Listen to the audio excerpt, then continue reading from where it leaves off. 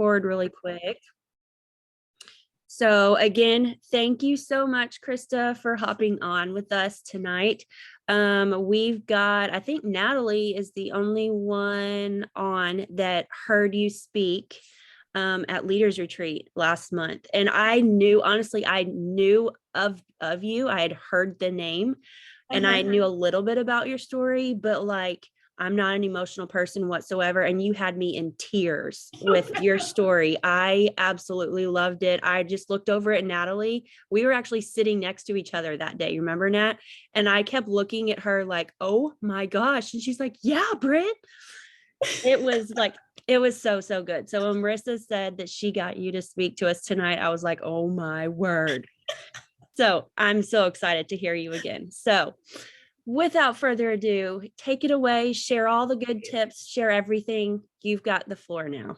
You bet. You guys are so sweet. Well, you watched me overcome my largest fear at Leaders Retreat for sure. I remember being a senior Ruby and for the first time realizing not only had I had all these other fears of people really and fears of failure and fears of whatever, but now I had fear of success. And one of my biggest fears in becoming a jewel is that Plexus would know who I was and ask me to speak. Like I've avoided public speaking for so long or done my best to, and still doing Zooms makes me nervous. All of it makes me so nervous. And I remember my upline diamond saying, well, that's okay. You can always tell them no. I was like, okay, cool. So that has carried me through. I will become a jewel and I can just tell them no when they ask me. And here in the last several months to be asked to do jewel training, and then Leaders Retreat, I just thought, shoot, you guys are wrecking me slowly. So your words are so encouraging. I'm so sorry you cried. They told me, they're like, Krista, you are the kickoff speaker and we're here to get fired up. So like, don't make them cry. And still. It was a good cry. It was a good cry. We definitely left fired up for sure. And Samantha's on this call too. And she kept grabbing my leg saying, taking us to church, Britt. Amen. Good.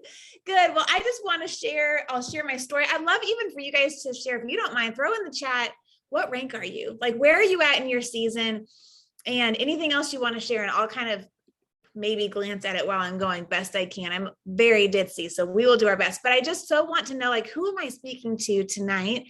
But I have it in my heart to go back into my story. And then we're going to speak on vision a bit too. Oh, this is perfect. I love it. Oh my goodness. Okay. Well, I was first introduced to network marketing over 20 years ago when I met my husband. So 1999, I feel very old, but that's when I met Chad. And he was gung-ho, fired up. He'd say fired up, wired up. Like he was just like nutso bananas for this network marketing company that he was a part of. And lo and behold, he had found Jesus through this company. He had entered it, a drug dealer, and got radically saved through the business mentorship and at one of the conferences through that company. And so my first experience with network marketing was very positive and one of such gratitude because I knew I wouldn't even be marrying this man had it not been for the way God had shown up with a very unconventional way, right? Through network marketing. And so it never crossed my mind to be like, was that a pyramid scheme or is that a scam? Nope. I just thought it was great. My husband was excited, or my husband to be, and I jumped right on board with him and began to learn about this industry. And I remember going to those meetings and conferences and hearing them talk about the dream and asking the question, if time and money weren't a thing, what would your life be like? And no one had ever asked me that. When I met Chad, I had one dream, to be a wife and a mom. And that was as far as I could see. I already don't have an imagination. Like I wasn't one of those girls that played with her dolls and like made voices. I was too shy to do that, literally. And so I didn't have like an imagination to think past that, but I knew I had seen my mom stay at home and had us, and I thought that'd be cool. And that was as far as I could see. That's as much as I could see of my future. I went to college for a few years because I was told, like, just in case you marry someone who doesn't provide enough, get a degree. And just in case your husband dies, get a degree. Like, I didn't have vision. I didn't have a dream. Well, Chad, on the other hand, had pages of dreams. And I was just fascinated by the concept of this. And so as we went on this journey and hearing that question over and over again, we would start to dream. dream. And we would go on dream drives, even just to expand our dreams and expand how we thought. We'd drive in the nicest neighborhoods. He'd make me test drive cars. And I was like, babe, I don't care about cars. Like, as long as it runs, I'm good. And I'll probably end up with a minivan. Now I have a 15 passenger, but it's all good. But like, he'd make me look at the cars and say like, no, if you could have any car, what would you have? Do you guys know what I picked 22 years ago? A Lexus. I put a Lexus on my refrigerator. We didn't even have a car program in that company way back then, but that's what I chose. A black Lexus way back then was on my refrigerator for over a decade. And now here that is the car. Actually, this year I'll be turning in my white Lexus and getting my black one. But I remember significant moments within that journey. We did not succeed financially in that journey, but we learned so much about people skills and even really about marriage and honoring one another, and of course, dreaming big and finances, all these different things. But I remember significant moments within that where I really sensed that this was my future. Beyond that, we had a sense of a call towards ministry. And so our dream board said, go diamond, go pastor. And we had that everywhere. We had it on our refrigerator and in our bathroom. Chad had his affirmations like laminated and on the shower wall. I mean, you guys, we were all in, like beyond all in. We were so radical with this. But we really felt it strong. Go diamond, go pastor. And the dream board had pictures of couples that ministered together, a playground. We eventually got that playground when we went diamond. My oldest, bless his heart, was 18 years old when mom and dad could finally buy a playground, but we bought that sucker, you know. The little kids enjoyed it, but we had a playground, the Lexus. I don't know what else was on there. I do remember the playground and going and pastoring. Well, later on, the Lord led us out of that company. We fasted and prayed and sought him for about a month, and sought him for confirmation, because it was such a big decision for us to leave something we loved so much and that had become our community. And like I mentioned, was how Chad had even come to know the Lord. And we had just said, like, we're just always going to support it. We just put God in a box, you know. He led us out of that. And honestly, it feels like he led us into the wilderness. Anyone been led into a wilderness? You're like, well, this is great. You've been given all these dreams, and then everything in life seems to go the exact opposite direction. That was us. We left that company and went into real estate. And initially we were like, this is it. This is how we're going to have time freedom and financial freedom. We can still have these dreams. It's just through real estate now, and it's not through network marketing. And the market was booming. We were in Florida at the time. But soon after we crashed, when the market crashed, we had invested in what we thought was a hotel in Clearwater. It turned out to be a scam. That man is now in prison and lost our home, 6 properties. We just really lost everything. And in that, our pride, our ego, like everything.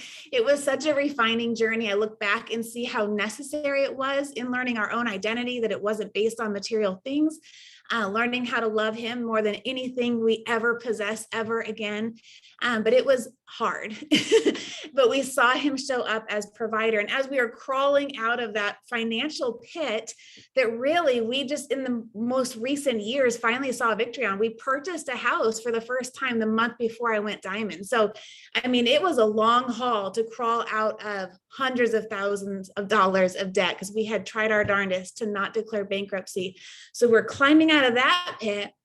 And I had my 6th child, Judah, who I'd mentioned at Leaders Retreat. He had a brain injury when he was 5 weeks old, 2 spontaneous brain hemorrhages. We still don't fully know the cause of that, but it was a traumatic time. They thought we had hurt him. And so we were treated very harshly while our son fought for his life.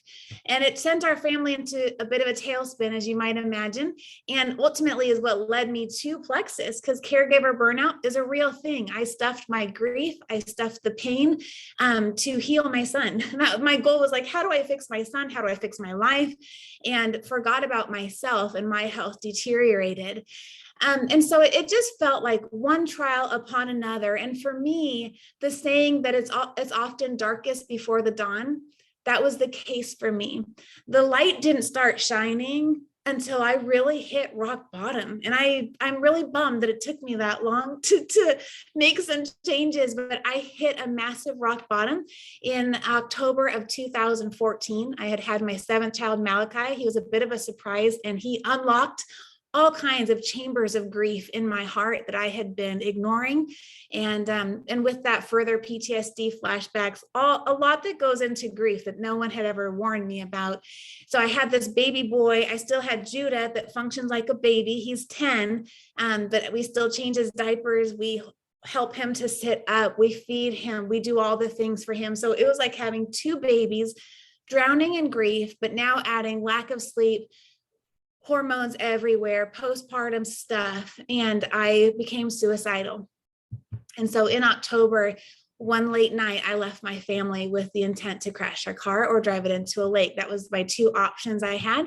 And in my mind, it seemed logical. It seemed like my family will be better off if I can just leave this earth. That is how far gone my thoughts were. And if only I had known that there's a physiological side to this. Now, is there a mental side to it? You betcha. Is there a spiritual side? Totally. But is there a physical component? 100%. And my goodness, the shame that could have lifted so much sooner had I only known. And if someone could have just taken me by the hand and squeezed my face and said, Krista, this isn't you. This isn't all your fault. This isn't all in your head. You aren't just spiritually deficient, but your body is out of whack. And because of that, some of these thoughts are simply because your body just needs some healing.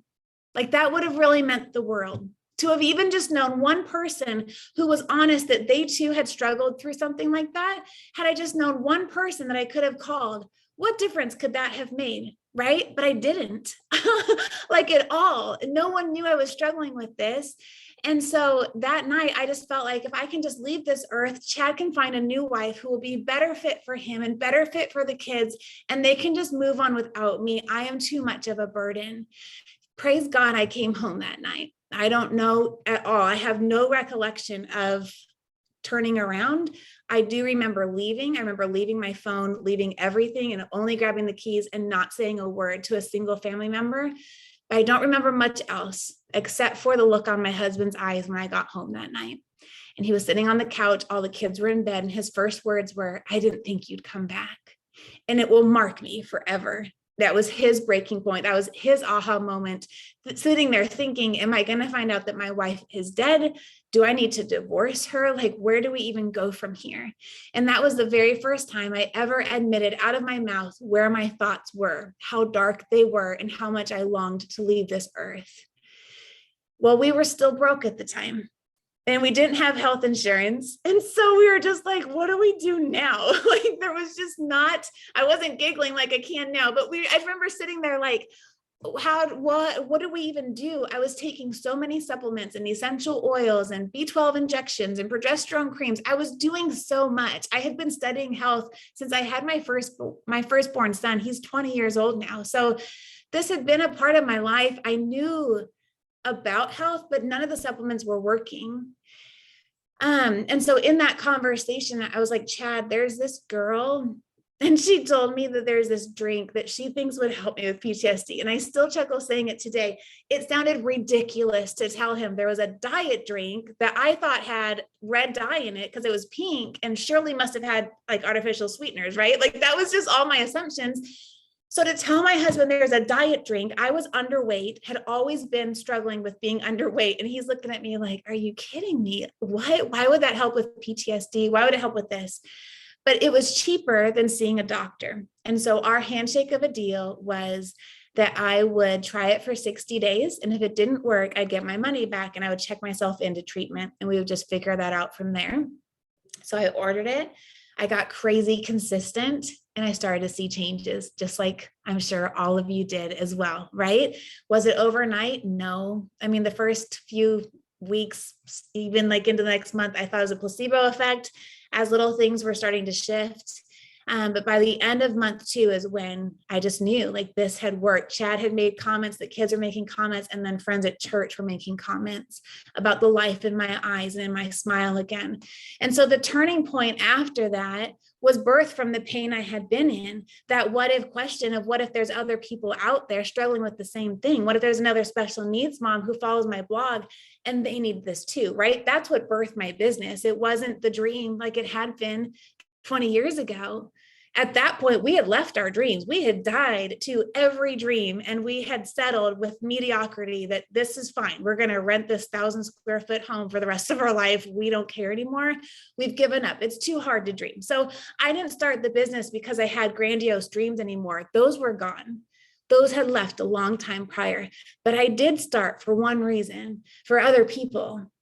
Because I didn't want another mom to be out there saying, if only I knew one person that would admit they had felt like this too. And I thought, what if I was transparent enough to tell my story? Would that set someone else free? And am I willing to get over my fears and my ego, my pride, to admit my struggle if it means one person might be set free? So I made one post on social media. I thought I'd be one and done and move on with my life. And that wasn't the case. God had something else up his sleeve.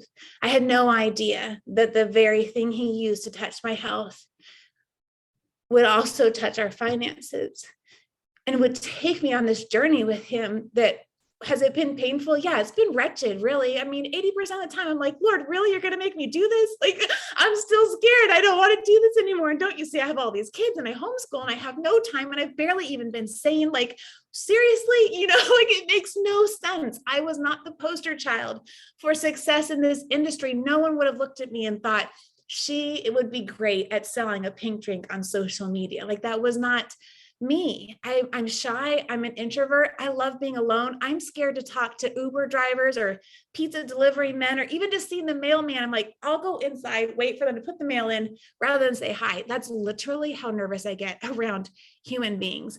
So to be in a people business where you're paid for your people skills is it's so silly. It's the grace of God. But he knew I needed to get my eyes off myself. Pain has a way of isolating you, making you look at just you and your junk and your hard life. And it tells you that no one else has a hard life, that you're the only one. And this immediately flipped the script, and it helped me see into the lives of other people and say, hey, I have a way I can help you. Like, it just got me so out of my head. And then gradually, the dreams began to resurface and the Lord began to make it apparent he had something at work here that he wanted to do. But I want to speak to vision, because if I look back, was my journey made up of overcoming fears? 100%. I mean, I could narrow it down to looking for what I was afraid of and looking for what I was avoiding and doing those things. And that's how my business grew. Like, I got addicted to it, of figuring out, okay, what else am I scared of? Okay, now let's do it. Okay, what else am I avoiding? Oh, going live. All right, time to go live. Like, just looking for those things, doing it, looking for it, do it. Looking for, where am I struggling as a leader? Okay, go study it. YouTube was my upline in Jesus, literally. So if I noticed, okay, I'm not doing great with enrollments, I went and studied it. If I wasn't doing great on social media, I studied it. Like, go figure, right? That really works. But beyond that, how can I sum up my journey? What would take someone so shy, so insecure, not sure she could do this, with the only work experience I've ever had was working at a coffee shop in college, outside of helping Chad in his little network marketing gig that we never made any money in for 10 years. Like, what would make me take it all the way? Vision. I'm a firm believer that vision dictates strategy. And I want to give an analogy that hopefully sticks. Recently, I had to pick up my girls from youth group. And the current youth group that they're going to right now, we are brand new in North Carolina. We're just figuring out all the things over here. But the current youth group they go to is 30 to 45 minutes away. When I put the church in our GPS, it gives me some different routes I can take. And one is the fast track, gets me on the freeway, and I can get there in 30 minutes. But there's some other routes that go through the rolling hills and the farmland, and it's like the best thing ever. I'm totally one of those girls that I will take the pretty route, even if it takes me longer, or I'll just enjoy the slow lane because it's fun and it's more peaceful than like the crazy traffic in the fast lane. That's just my personality.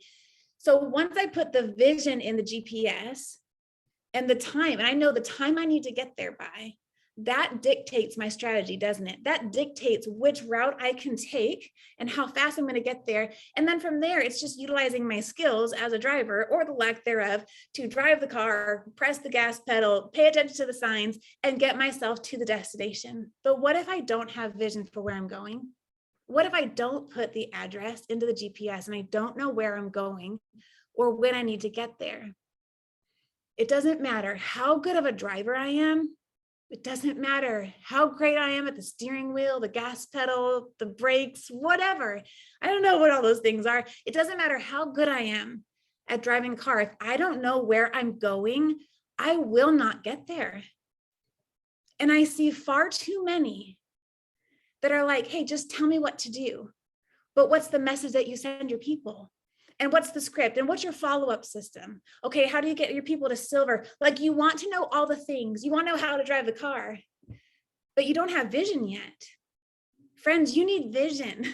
Vision will change your life, not just in this business, but in every area of your life.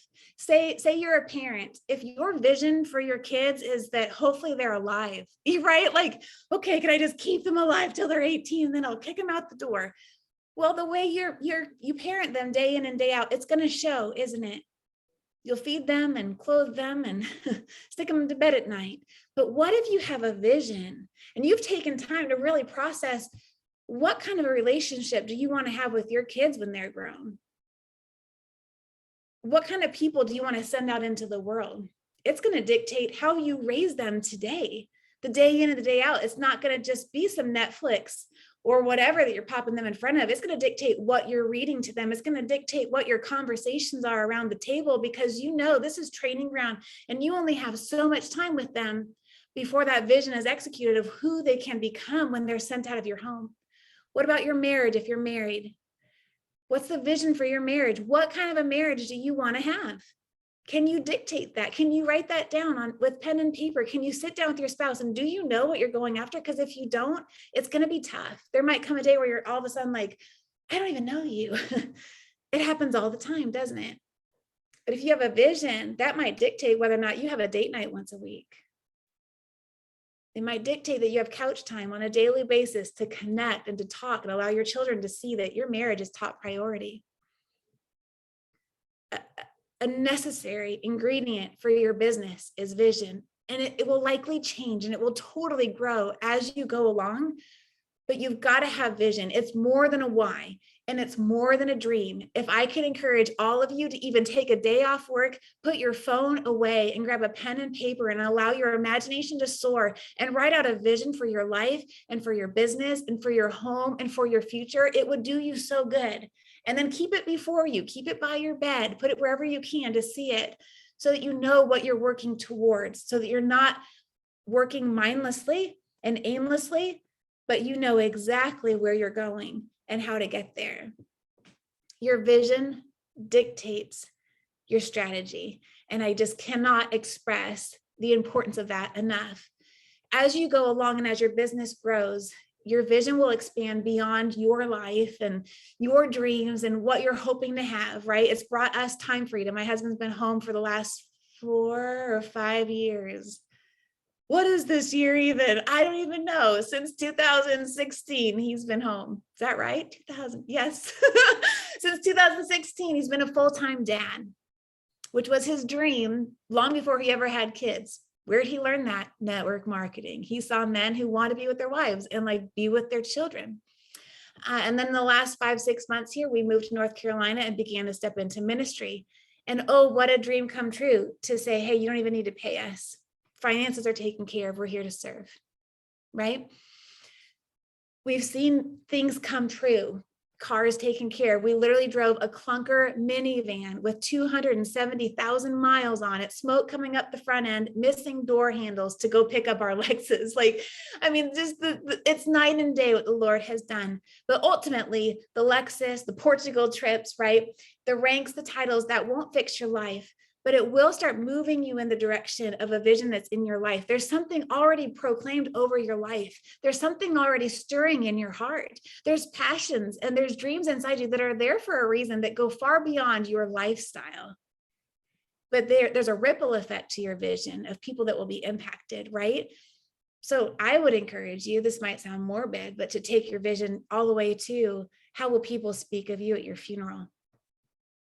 And I don't necessarily mean even the size of your funeral, because really the most important people, what will those closest to you say about you at your funeral? If you're married and you have children, what will they say about you at your funeral? What will they say of the life that you lived? On your deathbed, what will you regret? And what will you be glad that you did? Let these things shape your days. Let them shape how you work and also how you don't work. Let them shape how you use your time well. When I went Emerald, it was one of the most pivotal seasons. It was wretched and horrible because I was stuck at it longer than it took me to go Emerald. So it was just like, work. Just like so frustrating. But I needed that season because my vision had to go beyond me. The dream of being able to not be renters anymore, or to have a Lexus, or to go to Hawaii, like that got me to Emerald. The vision for that, like that was working. But to get past that, it had to expand, and it had to expand past seeing diamond points. It had to expand past like developing leaders on the team, and it had to become something bigger. And out of that, our culture was birthed for our team. And using our imagination towards like, well, what kind of leaders are we developing? Leaders that are burned out, leaders whose spouses and kids are like, oh, we hate this now. We don't see our mom anymore. She's on her phone. Is that what I'm going for? Actually, it's not. I mean, it shifted everything for me in how I train and lead my team. And then making sure I'm living out what I want to duplicate. And it meant some refining times of making sure our life was in alignment towards the vision that God had for our family, so I could look back and not have regrets. And that takes fine tuning, sometimes on a weekly basis, of Chad and I checking in with each other, like, okay, what went well this week and what didn't? Right now, it means in my current season, I get up early and I get as much done as I can by like 9 a.m. And then it's all hands on deck to teach a bunch of kids. And you never know if I make it back to the office. Like it really, it's kind of crazy. Whereas a year ago, Chad helped me homeschool, cook, clean, do all the things. We did everything all together all the time. He doesn't work full time. He's gone like one day a week, but he's busier. He's carrying more in ministry now. It's actually why we're missing Portugal. Our Altar School of Ministry graduates, our first class, they graduate this week. And so it's their last week of classes. My two oldest boys are in the School of Ministry. And Saturday, my husband will be speaking at this graduation. So how weird is that? I mean, talk about laying down your everything to answer the call, my mercies. But I think the biggest thing I felt over you guys is to empower and encourage you to ensure that you have a vision. I don't want you wasting time driving down random roads thinking you're moving, but then later realizing you're not getting anywhere. That's when you find yourself stuck. That's when you find yourself frustrated. And all it is an indicator that you just don't know where you're going yet. Fine tune it, get it into your GPS, and your vision will dictate your strategy to get you there. Beyond that, lean on Holy Spirit Upline as the best coach and the best friend and the best mentor you could ever have. There's no one, not a single business coach on this earth, or any podcaster, YouTuber, author of any book that knows you, your family, your team, your finances, your calling, your destiny. No one knows it better than God himself. And the more you can rely on him in this journey, the better it will be. And the more it'll be filled with grace, where you can run from a posture of rest, truly. And it will happen in such a way where he gets the credit for it. He will nudge you when it's time to talk to somebody, and he will also check you and say, no, sister, actually, this is not even what I have for her. Or no, actually, this isn't even the right timing. Don't reach out right now. One of my strongest legs, Morgan Johnson, is actually who we do ministry with here in North Carolina now. So the Lord, I mean, he's so sly, like what a setup that he would use network marketing. It's ridiculous. But what was I even going to say about her? Now I'm all caught up in how silly the Lord is that he would do things like this. I'm very much in a caught off guard season, you guys. What was I going to say? Oh, well, if I could have told you as a brand new ambassador, the person I would love to do this with most, it was her. We lived in the same town. I had so much respect and admiration for her, but I also knew she was a pastor's wife down in Lakeland, Florida at the time. And the Lord so convicted me to not talk to her about Plexus. Well, guess what? When she did join, guess what was a huge factor in that? That I never talked to her about Plexus. It meant the world to her that I didn't pursue her because she had been very, very over pursued. But our friendship stayed the same and we just continued to grow, and the Lord birthed her journey. Well, there's no better foundation to birth a journey from than to have it built from the Lord himself saying, hey, post once a day for a year and trust me. I mean, that's way better than an upline saying, hey, how about we like post once a day for a year? Like when she got it right from the Lord himself. And I have seen him do that time and time again on this journey. Even last month, I was going for gold on my reentry account and it seemed so big. Like, that's silly, but it seemed so big. And I remember these certain days where I wanted to strive. I could feel it. I wanted to do what I fully knew was wrong. I wanted to strive. I wanted to do it in my might. I wanted to reach back out to all my potentials in my time and like do it my way. But it was a couple of days where we had some extra ministry stuff. And then it was a day for my husband's birthday that we had set aside to be with the family. So it would not have been right and in alignment with vision to go hustle. The Lord was asking me to lay it down that weekend, to take time off. Imagine that he wants to have a Sabbath. Like, what's that about? I remember setting it down. I had even taken all my papers, this notebook, stuffed it in my purse because I knew our family outing that weekend was like an hour away. And I thought, I'll just get it done in the car. And he did not let me. I mean, like, sure, could I have forced it? Yes, but I just sensed that hesitation. Like, no, I need to be all in with my family today. And when I got online the next morning, Monday morning, 2 people had joined. I went to make a post saying that I was 5 away from going gold on reentry. I was 5 away. And instead I realized I was 3 away. I had someone reach out to me that day from Instagram, did not know she was watching me. She wasn't on my list of names. And she asked if she could go all in, not just join for the product. She's like, but what would it look like if I went all in? And she joined and she added 4 people in those last 24 hours of the month.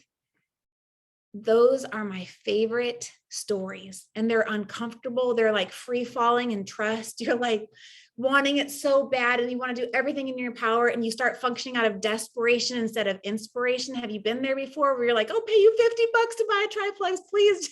I just got to get my points in, right?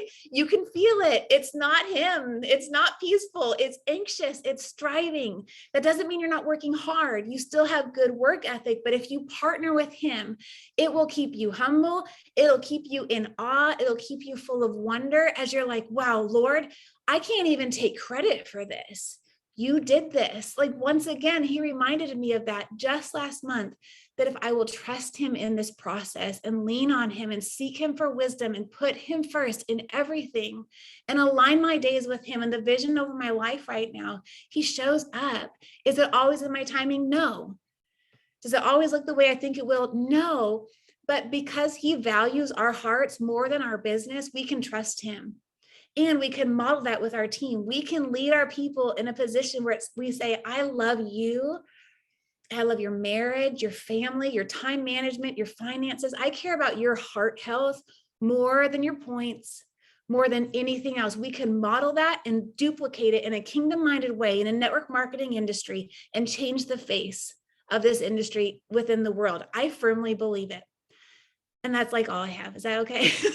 I don't know what time it is. Yeah. If you have questions, feel free to holler it out. I feel like I was all over No, it was place. perfect. We have like 2 minutes, right at 2 minutes left. Perfect. Does anybody have a question really quick? Unmute yourself if you've got a question for her. I didn't see, I was trying to Bad cell watch tower. Krista. I didn't see any questions like in the chats. But again, thank you so much. I knew our team would absolutely love hearing from you. So I'm glad I recorded it. And Natalie, I totally agree. We should all like watch this every single morning as like you're our new hype girl. Ready. Oh my goodness. So, yes. All right. So, yeah, it looks like everybody is just in awe. They have no questions. They're just in awe. Well, message anytime. You have such permission. I don't know if you're like me. Usually I'm like, oh, I don't want to bother you, but you're not a bother. And so if a question does come to mind, if you're processing tonight, please just send me a message. Perfect. All right. Well, thank you, Krista. Can I ask you really quick? We have like a minute. Would you mind praying over our team for us? Yeah, you bet. Thank Thank you, you. Father, that you, as the God of the universe, would choose to use something like this to work in our lives.